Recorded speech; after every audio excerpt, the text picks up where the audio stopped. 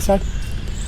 Hi guys, we have today with us Yadhu Gopal, and first time I got the name right. So, and we are the beautiful campus of IIM Ahmedabad. This is the green side of Ahmedabad, the other side is all concrete jungle. So Yadhu, the best part of this guy is that he got all the calls and he converted all the calls. So starting with first mock he got 20 percentile and then ended up with 99 plus percentile and getting to IIM Ahmedabad. So this video is about your journey from this to the from X to Y journey, and so that we can motivate the students about how you planned. Fine. So tell us about your background first. Where are you from? Okay, fine. I am from Kerala. I did my BTech in mechanical engineering from College of Engineering Trivandrum, and then I worked for 2 years with the corporate R&D of MRF tires. And then I moved to MBA. Then that bug bit you, no, I want to do my MBA. What was actually the thing was that I had a lot of I had a lot of interaction with the marketing team, I would say, and then there was this part of advertising of like which really attracted me. So I was like, okay, how do I get to advertising? And I was like, okay, MBA is the route. Okay, fine, take MBA. And how do you take MBA? Try CAT. So I guess. Wow, I guess great. So as well. Okay, great. So he got all 20 IIM calls. Out of them he converted 19. 20th he didn't went for the interview.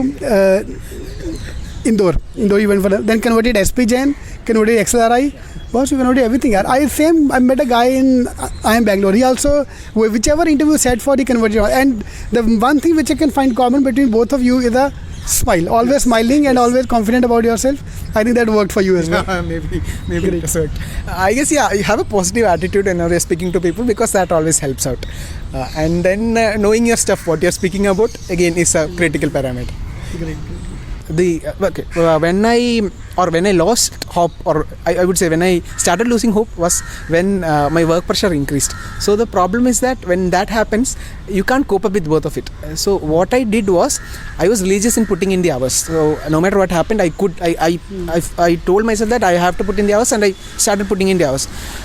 There were times when it won't improve, the score won't improve a point. So what you can do at this time, at least what I think is, again, see what you're repeating. There will be some area which you are like repeatedly making mistake. So target that area and like attack that area, and it's bound to increase.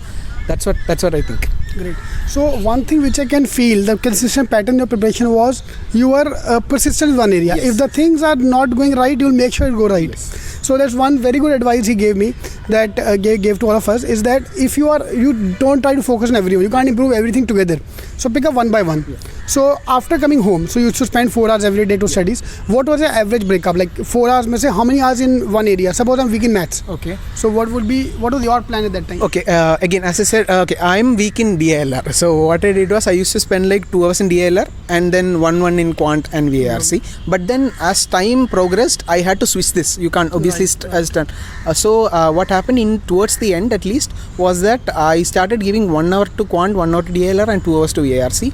And then finally when I realized that quant is my strong spot, and then maybe I have chance of scoring very high in quant, I switched it. So I started giving 2 hours to quant and then 1 hours to VARC. And that was at what time? That was towards the very end, actually. Very end, because like if I think the idea is that if you have a very high score in one session, like let me take it, it's fine. But yeah, I guess that was something. Okay, so here's a live example in front of us. The person who is getting 80 percentile 2 months before the exam can get into IIM Ahmedabad with 99 percentile. Yes. So now if you're starting, suppose if you are giving advice to students, what advice would you give you? 2 months are left. First of all, obviously don't lose hope. Yes, that's motivation is the best, because people lose their hope. So that's one thing. Obviously, what extra you think they can actually practice that part? Okay, one thing is, again, I repeatedly say this: be persistent, be consistent. You can't think that you will give 1 hour today or shift it to tomorrow, and you can't expect results out of it. The second thing is, give more mocks. So I think that is universal throughout. You would have heard it everywhere. And analyze it properly. So analyzing it and then going through what went wrong will help. Okay, what do you mean by analyzing? For me, analyzing what is first, I'll just run through what went wrong, at least what questions I've made wrong, and there'll always be some questions which I will be like very confident in answering, and then it turned out wrong. So I'll be like, okay, what happened here? That will happen. And the topic wise, like some topics I'll always keep on making mistakes.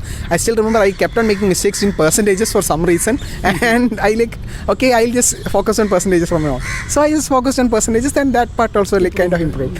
So I guess for the last 2 months at least, you have to see where you're going wrong, and like try to bring down your error rate, or your accuracy has to be brought up. Very good. Right.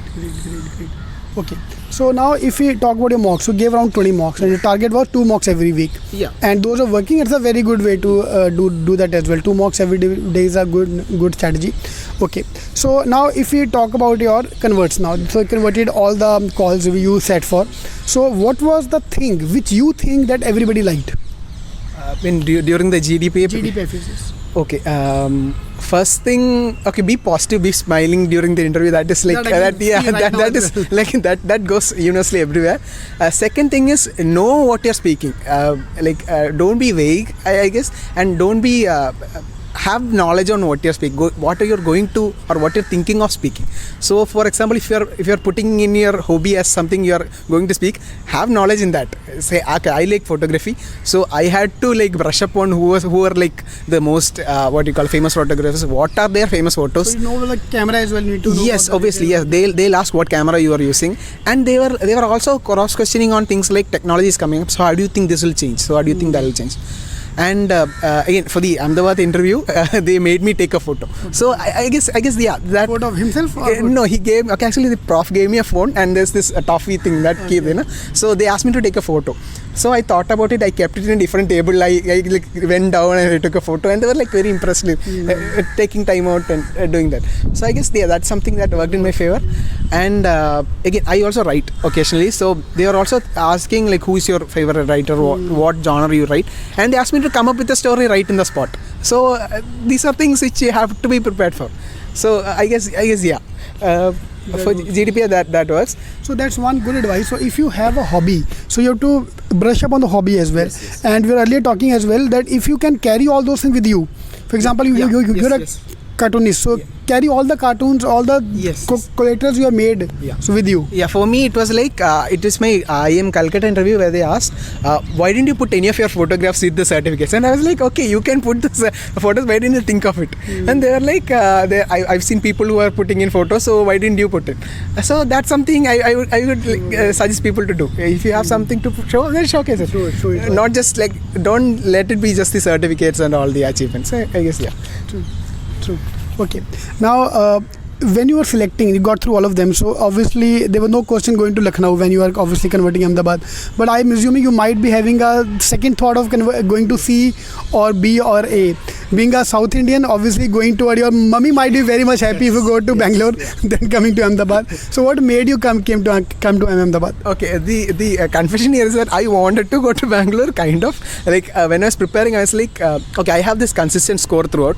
So I thought Bangalore is my target. Bangalore, I'll get through Bangalore. Just go for Bangalore.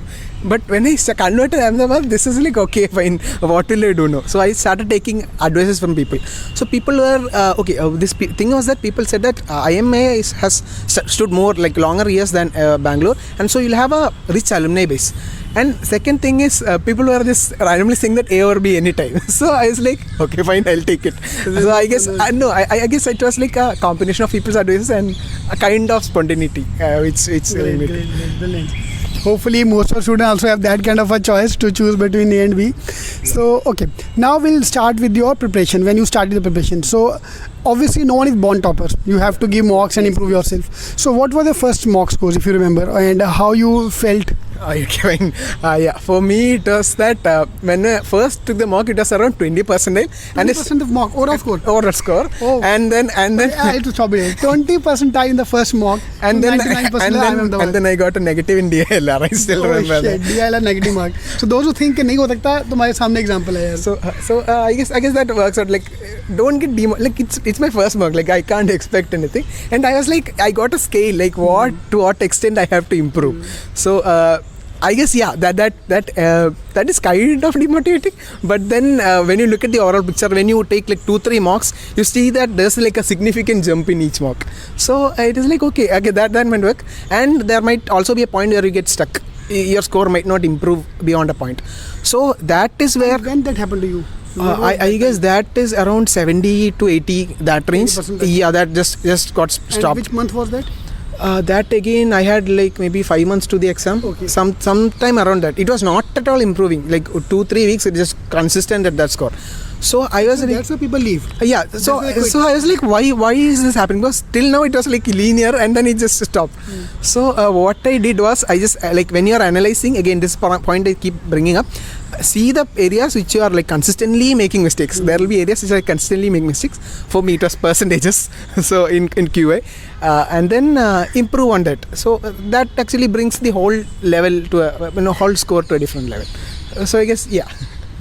Okay, so now if I summarize your preparation strategy, so you gave a mock, you scored well on the DI, then you focus on DI. Yeah. So after coming back from office, study 2 hours DI, or if you're not working, spend 4-5 hours DI every day.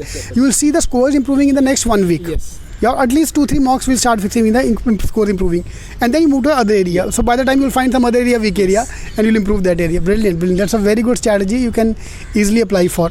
Okay, so now with 2 months remaining for the CAT exam, what advice would you like to give? Okay, one thing is don't lose hope. It'll work out. It'll totally work out. Second thing is again this part of identifying your weak area and working on it is very critical, because if you keep on making the same mistake in the final exam, that doesn't make sense, because you've made the same mistakes all. Second thing I would say is okay, be religious. Put in the time you want. It'll work out. Okay, also I guess when you're focusing a lot on the exam, also have a background or knowledge on what is going on around you, because finally if you clear the CAT, you have to face the interviews. So have that in the back of your head, because that also helps out finally. Great. I would love to connect with you again at the interview phase. So maybe I don't know why, if possible, I would love you to, if you can come down to Bombay, so talk to the students, those who got a call, because this is planning to have a residential program for those who got an IIM call. So if you can help us there, it'll be great. So we'll see that how they can happen. Okay, now talking about the last part, how Cetking helped you, how the YouTube channel helped you? Yes, one thing, okay, I am a person who spends a lot of time on YouTube. So what I did was, I started subscribing to like a lot of channels, and then whenever I open YouTube, it's like the entire recommendation is this related to CAT. So I'm like, okay, fine, like let me go back to studies. Why am I wasting my time here? Wow. And then one thing that I used to do is I'll see problems being solved in the thing while I'm coming back from work. I'll see shortcuts for doing something, like again while I'm coming back from. So these are times which you can utilize rather than simply spending it, because finally it pays off. Like hard work always pays off. So I guess yeah. And YouTube is something you can do easily while working, also while traveling also, you can use that time. Great. See, that's why when I launched the online program, so I was in the train, I saw out of 10 people, 8 are using a phone. Yes. So, and with the data so cheap now, so it's very easy to watch the videos, see the